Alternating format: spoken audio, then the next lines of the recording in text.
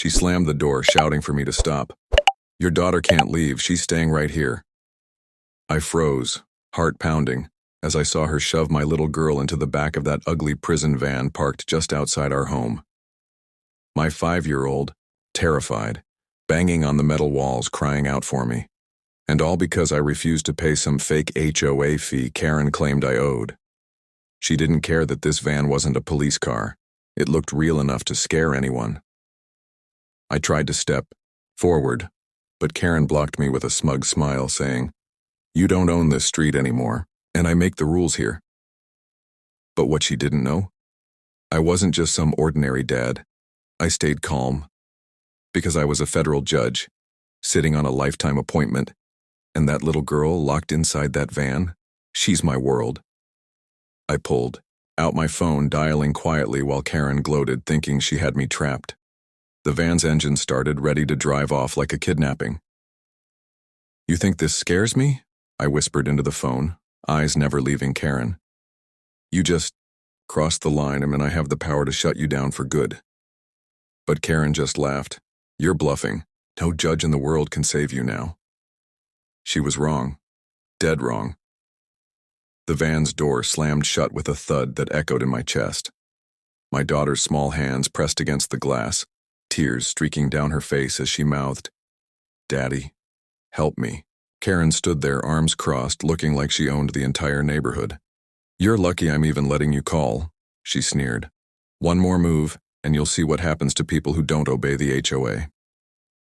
But I had something she didn't expect. While she played dictator, I pulled up the live security feed from my phone. Every inch of that van, every step Karen took, all recorded and time-stamped. "See this?" I said coldly. "This isn't a police vehicle.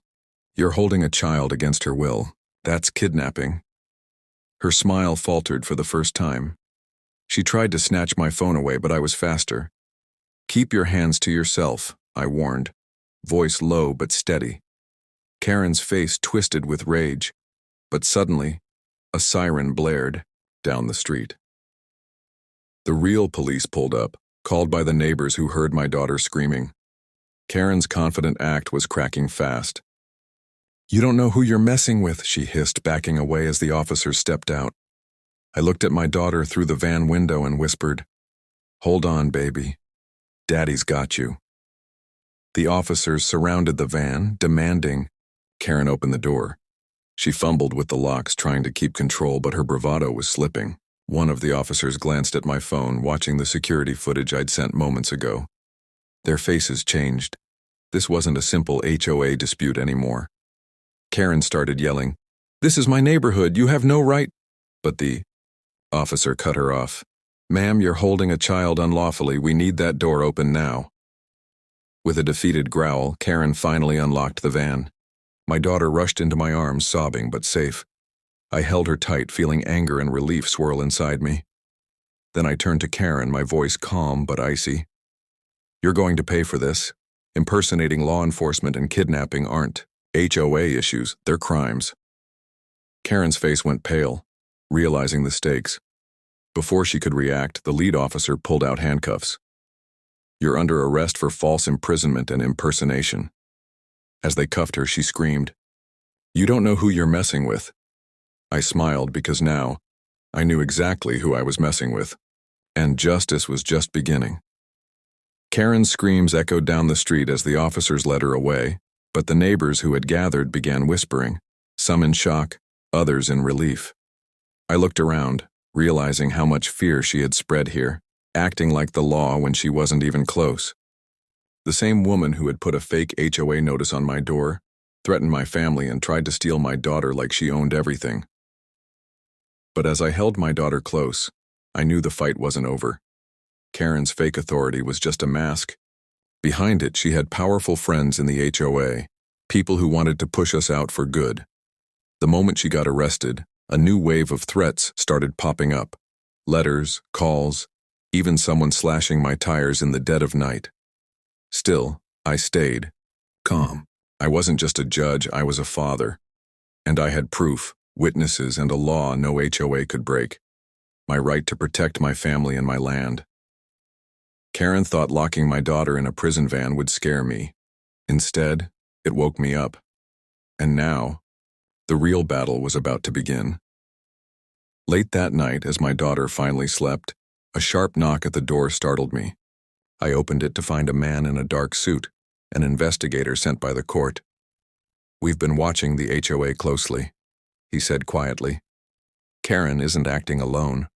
There's a whole network behind her, abusing power and breaking laws." That explained the threats, the fake notices, even the strange calls I'd been getting. They wanted me gone. But what surprised me most was when he handed me a sealed envelope. Inside was a folder, documents proving I owned the land outright, with every legal right to live there. I felt a surge of hope, but also a warning. Karen's side wasn't just mean, they were dangerous. And if I wanted to keep my family safe, I'd have to fight smarter. This wasn't just about one crazy HOA woman anymore. It was a war for my home, my daughter, and my freedom. And I was ready to win. The next morning, as sunlight spilled into the kitchen, Karen's shadow crept again, this time through a formal letter shoved under my door. It was a notice claiming my property was now illegally occupied and demanding immediate eviction. The HOA had escalated. But instead of fear, I felt a cold determination settle in. I called my lawyer, a friend from my federal court days, and laid everything out: the kidnapping, the fake cops, the threats, and the new eviction attempt. He promised to move quickly, but warned me the HOA had deep pockets and wouldn't quit easily. That afternoon, Karen appeared at my driveway again, this time flanked by 2 private security guards acting like thugs. She smirked. "You think a judge can save you? This is my neighborhood." But I just held up the court papers, my ownership proof, and said calmly, "This neighborhood belongs to the law, not your lies." Her smug smile cracked for a moment. "We'll see about that," she spat, then stalked off. But I knew something. She didn't. The next move was mine. And it would end with her being exposed in front of everyone she tried to intimidate. Days later, the neighborhood gathered at a community meeting, buzzing with rumors about Karen's latest stunt. I stood up when it was my turn, holding the evidence of her crimes: security footage, court documents, even recorded calls where she threatened families. The room went silent as I laid it all out, piece by piece. Karen's face twisted with anger and fear, realizing the mask was slipping. Then, someone played the recording of her ordering that prison van to lock my daughter inside.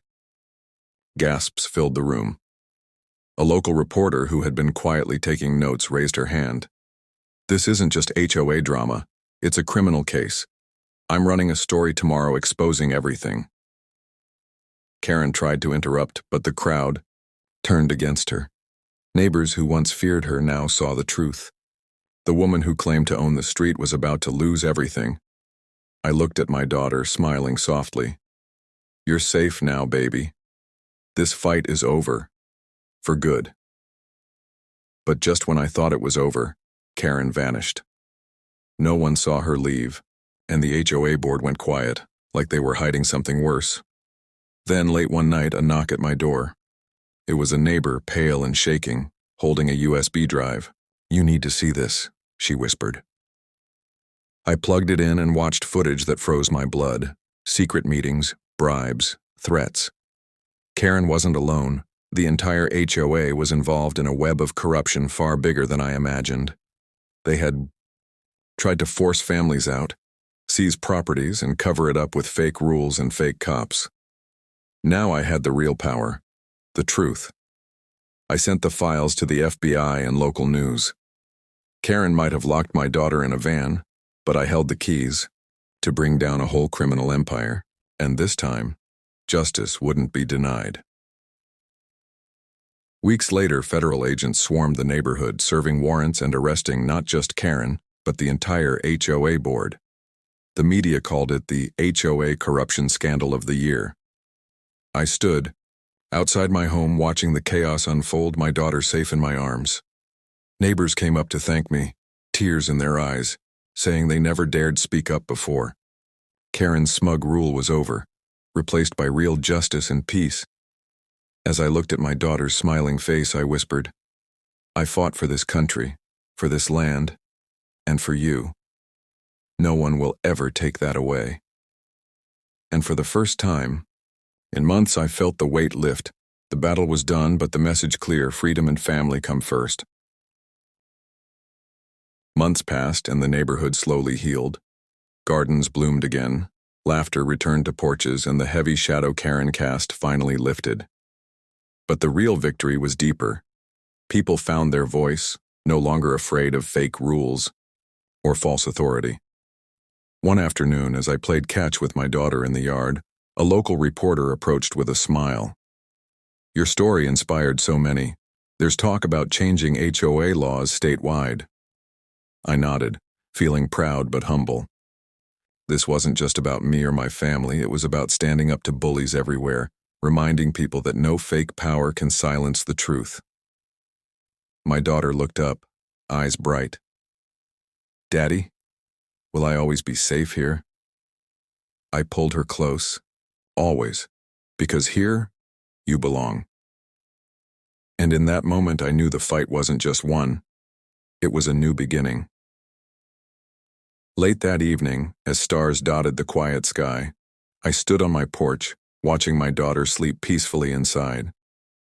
The scars from the battle were still there, but so was a stronger promise, one I made silently to her and myself. No more threats, no more fear, just the freedom to live, love, and protect what's ours. And if anyone ever tried to take that away again, they'd find out exactly who they were messing with: a federal judge, a father, and a man who wouldn't back down. Because this land, this family, and this freedom, they're worth fighting for. Always.